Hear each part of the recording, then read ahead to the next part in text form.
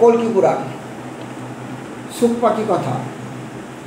শুক পাখি তিনি পদ্মাবতীকে রেখে দিয়েছেন সিংহলে। এরপর কল্কিকে নিয়ে যাওয়ার জন্যে সম্বল এসেছে, এসে ধীরে ধীরে সে শুক পাখি কল্কিকে নিয়ে যাচ্ছে।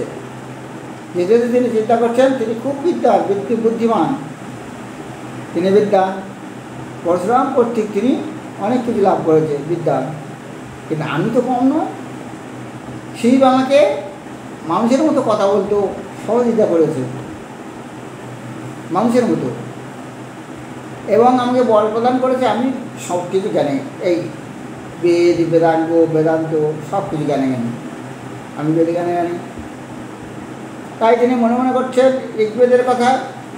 সেই ঋগ্বেদের দুখানা আগেরটাই দেখে নেবে। এখন 3 নম্বর মন্ত্র,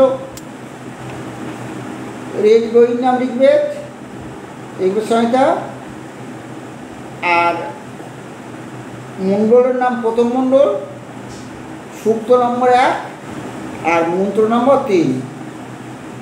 ঋগ্বেদের প্রথম মণ্ডলের প্রথম সূক্তের 3 নম্বর মন্ত্র, অগ্নিনাহ রয়িমস্নাবৎ পশবেবহ দিবে দিবে। অগ্নিনাহ রয়িমস্নাবৎ পশমেব দিবে দিবে। যশরং বীরবত্তমম যশরং বীরবত্তমম যশসং বীরবত্তমম। অগ্নিনাহ রয়িমস্নাবৎ পশবেব দিবে দিবে দিবে দিবে দিবে দিবে। 3 নম্বর মন্ত্র। 3 নম্বর মন্ত্রে কি বলছে? জ্ঞানের দ্বারা, জ্ঞান দ্বারা মানে জ্ঞান নামক অগ্নির দ্বারা, জ্ঞানাগ্নির দ্বারা। আমরা যেহেতু এই সূক্তের দেবতা কি অগ্নি দেখছি আমরা, জ্ঞানের দ্বারা, জ্ঞান অগ্নির দ্বারা, জ্ঞানাগ্নির দ্বারা, জ্ঞানাগ্নির পরিবৃদ্ধির সাথে সাথে, জ্ঞানাগ্নির পরিবৃদ্ধির সাথে সাথে নিত্যই বর্ধমান শ্রেষ্ঠ সাধক খ্যাতিপ্রদ পরমার্থরূপ ধন লাভ করা যায়। জ্ঞানাগ্নির সাথে সাথে, জ্ঞানাগ্নির ধারে, জ্ঞানাগ্নির সাহায্যে, পরিবৃদ্ধির সাহায্যে নিত্যই বর্ধমান শ্রেষ্ঠস্থ যে সাধক, সেই শ্রেষ্ঠস্থ সাধক খ্যাতিপ্রদ হয় এবং খ্যাতিপ্রদ হয়ে পরমার্থরূপ ধন লাভ করে। এর মানে হলে শাস্ত্র অনুমোদিত কর্ম করে, শাস্ত্র অনুমোদিত কর্ম দিকে প্রবৃত্তির দিকে যায়, সেটা প্রবৃত্তি হোক আর নিবৃত্তির দিকে যাক, শাস্ত্র অনুমোদিত প্রবৃত্তি অথবা কর্ম, প্রবৃত্তি অথবা নিবৃত্তি উভয়ই ফল প্রদান করে।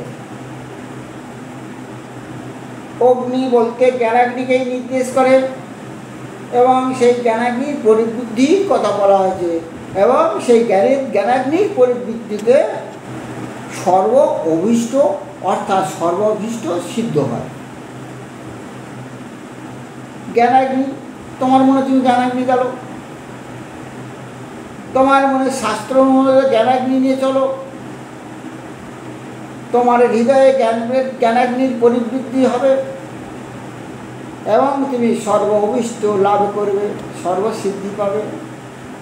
মন্ত্র এই বলতে চাচ্ছে।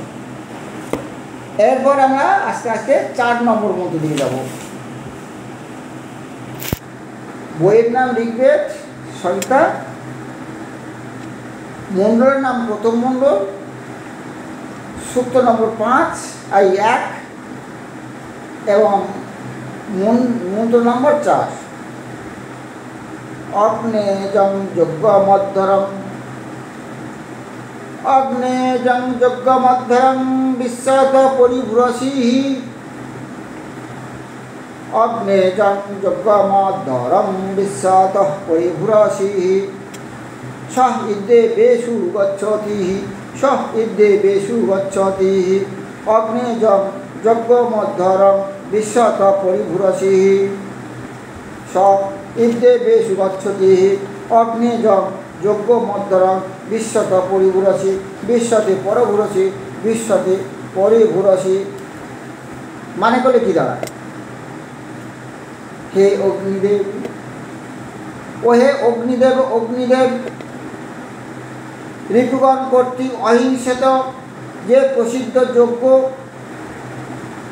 সেই প্রসিদ্ধ যজ্ঞকে সব দিক দিয়ে আপনি প্রাপ্ত হন।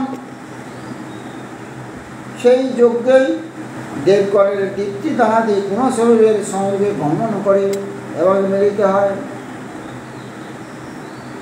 ব্যাপারটা বোঝা গেল? হে অগ্নিদেব, আমাদের শরীরে যে রিপু আছে, কাম ক্রোধ লোভ মোহ রূপ, কাম ক্রোধ লোভ মোহ মদ মাৎসর্য যে রিপুগণ, সেই রিপুগণ কর্তৃক অহিংসিত যে প্রসিদ্ধ যজ্ঞ, যে যজ্ঞ হবে সেই যজ্ঞে কাম থাকবে না, কাম ক্রোধ লোভ মোহ মদ মাৎসর্য সেগুলো থাকবে না। তবে সেটা হলো সৎযজ্ঞ। সেই সৎযজ্ঞে সব কিছু প্রাপ্ত হয়।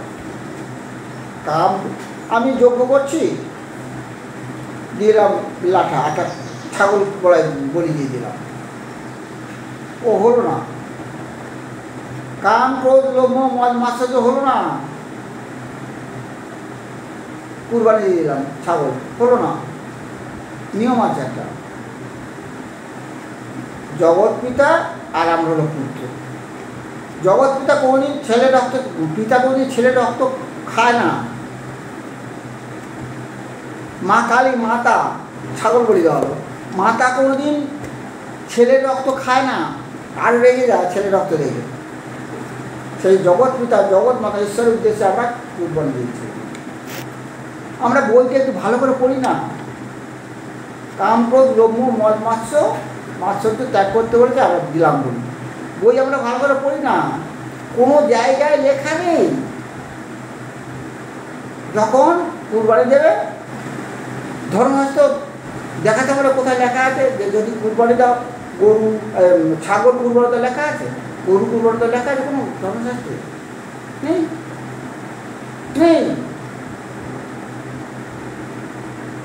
কোথাও লেখা নেই। ঈশ্বর বা বাবা বা মা কোনোদিন তার ছেলে রক্ত, কোনোদিন ছেলে রক্ত খায় না, চায় না, চায় না। আমরা যদি দেখি সেগুলো কি কাম ক্রোধ লোভ মোহ দাও, যখন কুরবানি দিয়ে যাচ্ছে তখন ছেলেকে নিয়ে যাচ্ছে। তোমার সবচেয়ে সহজ সহজ সবচেয়ে ভালো জিনিস কি না, ছেলে, ছেলেকে নিয়ে যাচ্ছে কুরবানি দিতে। তারপর কিন্তু কি ব্যাপারটা, ছেলে তো নিয়ে যায়, যেমন তো গরু বা ছাগল কুরবানি দিয়ে ওঠা, এই কেমন? মার কাছে যখন যাচ্ছি পশু বলে ছাগল বলে দিচ্ছি, এটা ঠিক না। ভালো করে বই পড়তে হবে, তবে দেখতে হবে কী লেখা আছে সেখানে। রিপু কাম ক্রোধ লোভ মোহ মদ মাৎসর্য রিপুগুলো কুরবানি দাও, কোথাও লেখা নেই, কিন্তু আমরা তাই করি। তাই করি, কেউ করে দেখাতে পারবো না যে ছাগল বলি, কেউ করে দেখাতে পারবে না গরু বলে দিতে হবে। যাই হোক, যখন আমরা জ্ঞানাগ্নি দিয়ে ঋতুগণ কর্তৃক অহিংসিত হয়ে যজ্ঞকে যখন আমরা করছি, তবে আমরা ঠিক প্রাপ্ত হচ্ছি, নতুবা নয়। সেই কথা বলছে এই 4 নম্বর শ্লোকে মন্ত্রে। যজ্ঞে যজ্ঞমদ্দরং বিশ্বাদ যজ্ঞে অজ্ঞেন যজ্ঞমদ্দরং বিশ্বাদ পরিভ্রসি স ইদ্দেবেষু গচ্ছতি স ইদ্দেবেষু গচ্ছতি স ইদ্দেবেষু গচ্ছতি যজ্ঞে যজ্ঞমদ্দরং বিশ্বাদ পরিভ্রসি। 4 নম্বর মন্ত্র আমি তাহলে পাঠ করলাম। প্রথম মন্ত্র, দ্বিতীয় মন্ত্র, তৃতীয় মন্ত্র, 4 নম্বর। কি কি?